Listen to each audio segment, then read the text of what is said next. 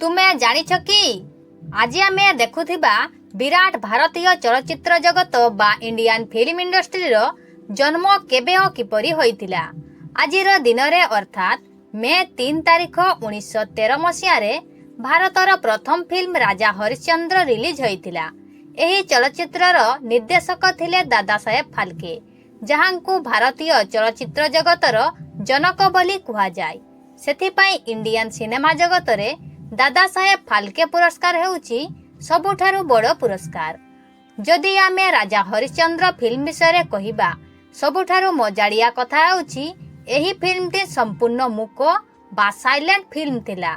आउ सबुठारु आश्चर्यर कथा हेउची सेतेबेले महिला माने अभिनय करू नथिले, तेणु जड़े पुरुष अभिनेता ही रानी तारामती भूमिका रे अभिनय करथिले।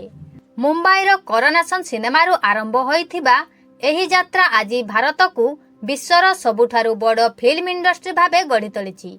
एमिति सुंदर सुंदर वीडियो पाइबा पाई आम चैनल को सब्सक्राइब करि नियंतु।